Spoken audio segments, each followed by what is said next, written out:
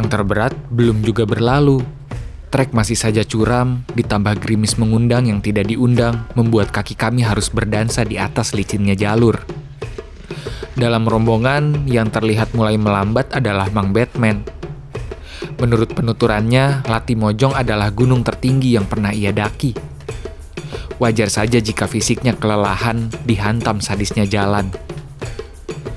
Untungnya, Hammer yang berperan sebagai sweeper tetap menemaninya seraya memberikan semangat. Jadi, lelah yang menerpa tubuh tidak lagi terasa. Ternyata memang benar adanya. Fisik yang lemah akan tertolong oleh mental yang kuat. Alhamdulillah. Tapi mental yang lemah takkan membantu sekuat apapun fisikmu. Sudah di pos. Akhirnya kami tiba juga di pos 3. Meski cita-cita kami ingin tiba di pos 5 sebelum gelap, tapi selalu ada waktu untuk ngopi dahulu. Oh iya, rencananya pos 5 akan menjadi tempat kami mendirikan tenda. 2 ke 3 lumayan sangat sulit karena kita sekarang berada di Sulit itu ini kan pantat. Sekarang kita udah berada di ketinggian sekitar 2050 di atas UMK. DPL.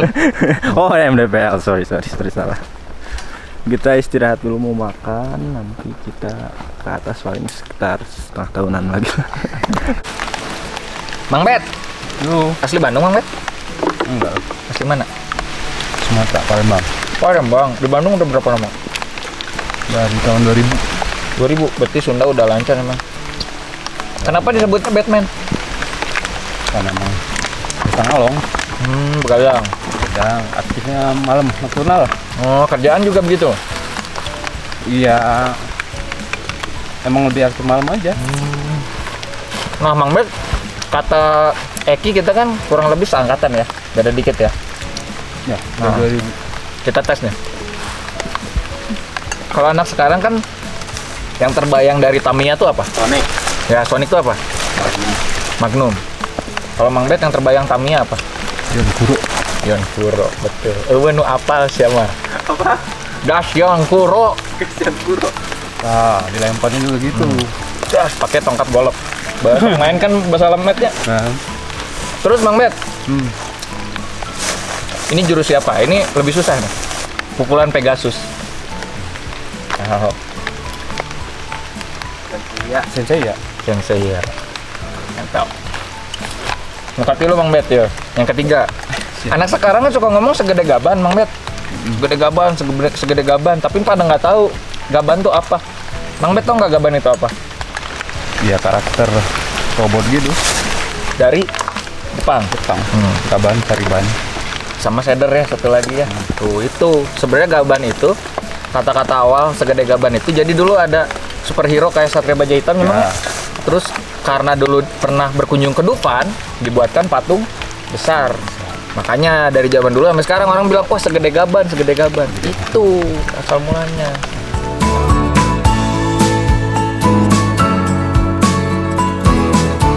Seberes ngopi dan makan roti, kami kembali berjalan menjejaki trek yang meskipun sudah tidak securam sebelumnya, tapi tetap saja menggerogoti stamina. Aduh Sulawesi Selatan, jalur gunungmu patut diacungi jempol. Matahari tidak tampak sama sekali, terhalang mendung yang sesekali menyapa dalam bentuk kabut. Walau berjalan lambat, sepertinya kami tiba di pos 4 lebih cepat dari yang diperkirakan para sahabat. Berima nggak tuh? BTW tumben juga, biasanya estimasi waktu pendakian berujung ngaret. Ini malah lebih cepat.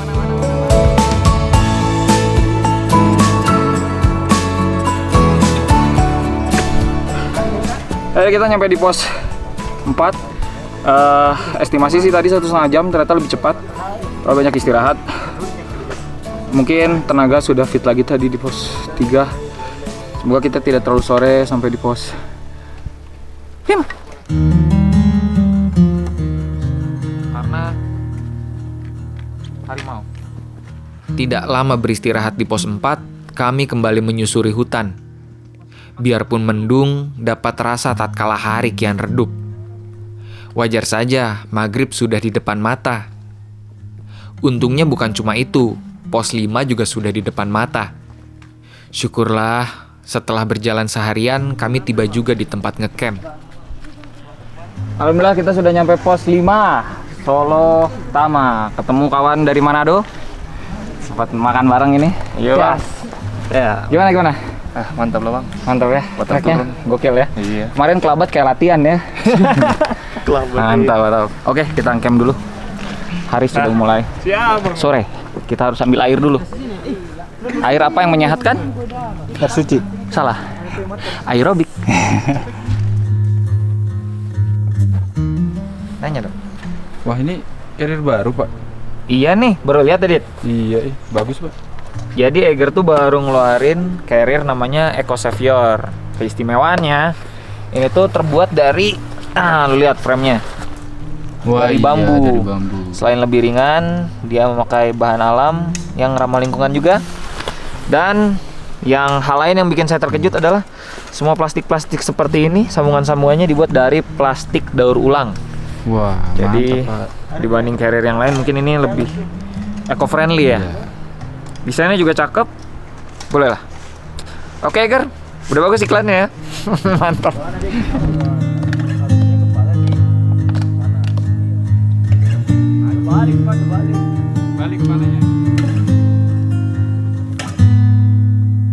Kita sekarang udah ada di ketinggian sekitar 2600-an mdpl.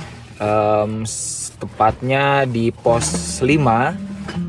Hari sudah berganti malam. Sekarang yang tersisa tinggal makan malam, terus kita coba tidur lebih cepat karena rencananya kita pagi-pagi akan summit. Semoga lancar, semoga tidak ada hujan, semoga puncaknya terbuka. Tidur gua di mobil. Tatkala malam menyelimuti gunung, kami sudah siap sedia memasak segala macam perbekalan. Ini apa? Sate Padang. Berhubung kami berniat untuk berangkat menggapai puncak pada dini hari dan melihat sunrise, tidur malam ini mesti nyenyak.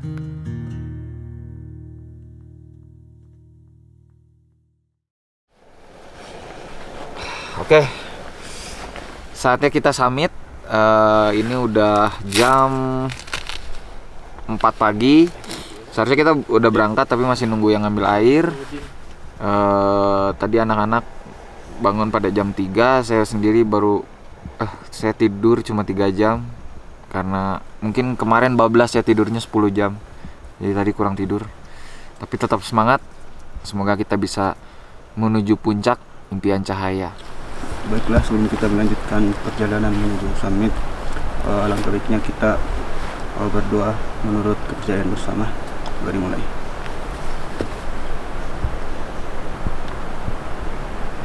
Selesai. Oke, let's go. Bismillah.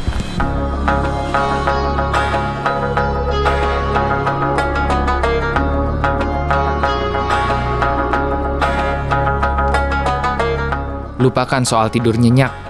Ternyata saya cuma bisa tidur 3 jam. Kenapa kurang tidur? Bisa dibilang seperti reaksi berantai. Semakin membayangkan summit, semakin deg-degan. Dan itu mengakibatkan semakin niat untuk tidur, semakin tidak bisa tidur. Ya, sama seperti kalau mau menghadapi ujian atau rapat penting. Kepikiran, malah jadi begadang. Hadeh. Waktu berangkat pun jadi terlambat. Tapi semoga masih ada waktu untuk menikmati sunrise. Dengan berbekal senter di kepala, kami membelah dinginnya hutan. Suara angin terdengar di kejauhan, seolah ingin menembus benteng pepohonan yang menjaga kami sejauh ini.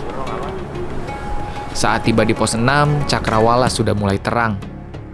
Tak ada kemuning sama sekali. Langit pucat seakan menjadi pertanda bahwa pagi ini takkan cerah. Aduh. Pos 6. Perang Nian.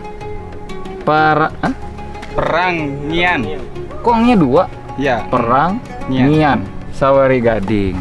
Pos. Oh iya, Sawari Gading. Tokoh di sini. Maaf salah sebutnya. Pos 6. Dibaca juga apa ini? Romawi 6. Ya dibaca apa kalau huruf? V. Ersa. Bapak Mimir Sasa.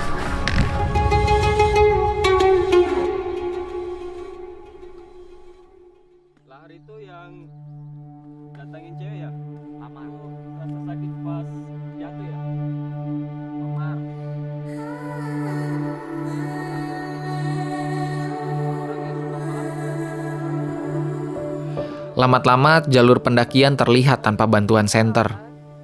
Kontur pepohonan yang menjulang berubah menjadi kerdil, menyesuaikan ketinggian yang memang bukan untuk kebanyakan tumbuhan. Ini apa, Pak? Ini Daun-daun kayak gini. kalau kita sering disebut di pendakian itu tai angin atau muntahan angin. Muntahan angin. Itu Jadi fungsinya buat apa, Pak? ini obat untuk asma kayak dingin, Bisa mengurangi sembuh. gejala hipo. Direbus baru diminum airnya. Mantap.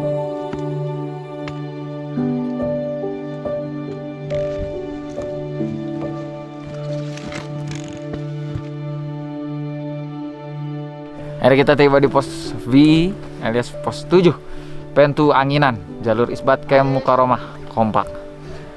Sini ternyata angin tidak begitu kencang. Dari semua pos yang sudah saya lalui, pos 7 adalah yang paling indah. Di sini kami beristirahat sejenak untuk mengagumi karunia Sang Pencipta.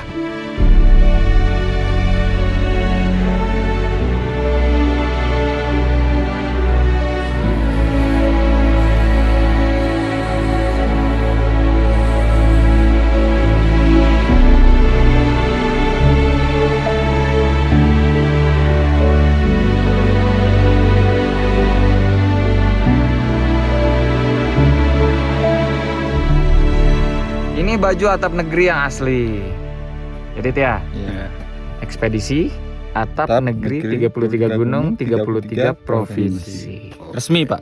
Resmi ya. Iya, resmi. Bahan bagus. Bahan bagus, Ini ada ada label discharge, juga. ini apa? Banyak. Cotton Combat Woven. Woven. Cotton Combat apa nih? Ini grade apa? Grade A. Aduh lu, Bro. Ya Allah. Ekspansi ayam negeri. 33 kandang, 33 cabang. Ini gunung, ini kandang ayam. Yang bener aja lu, Ki. Ngebajak depan orangnya.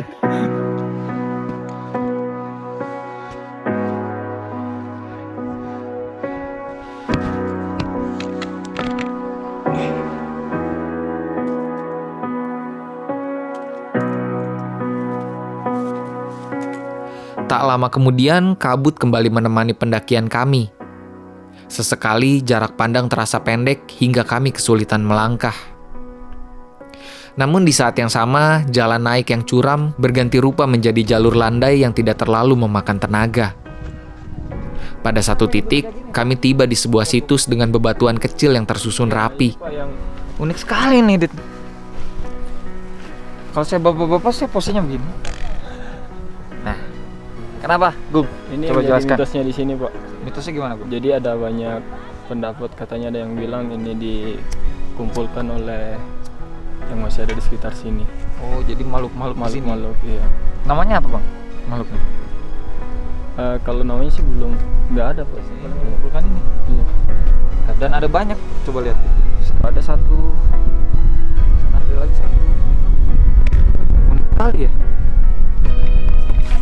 Mungkin ini akan menjadi sebuah misteri yang takkan pernah dipecahkan dan hanya bisa diresapi sebagai kearifan lokal. Mungkin yang tahu betul ini apa. Buat kawan-kawan yang tahu sejarah tentang batu-batuan ini, tolong tinggalkan komentar di bawah. Orang-orang memiliki banyak mitos tentang bebatuan yang tersusun ini. Tapi realitasnya, wallahu alam. Kami kembali berjalan dan berjalan sembari berdoa bisa menatap langit cerah saat tiba di puncak nanti. Kaki sudah mulai terasa pegal. Lama-lama doa menatap langit cerah berganti menjadi terserah deh mau langitnya bagaimana. Yang terpenting sampai dengan selamat.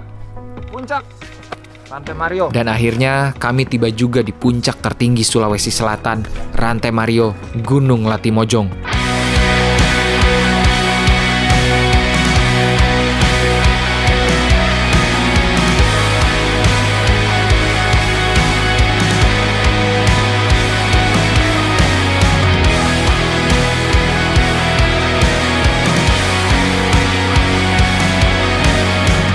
Kami pun berfoto di depan tugu sebagai bagian dari selebrasi. Dan oh iya, satu hal yang baru saya tahu, ternyata Mang Batman berulang tahun hari ini. Merayakan usia berapa? Segitu? Betat ya, Pak. Usia yang sangat-sangat muda di puncak Grande Mario. Ya. Luar biasa. Merayakan hari bahagia.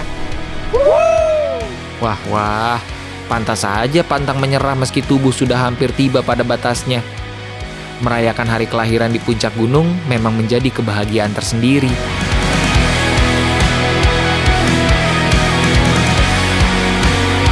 Berbarengan dengan tawa kebersamaan, kabut perlahan memudar. Lautan awan nan cantik pun berbaris di kejauhan. Luar biasa.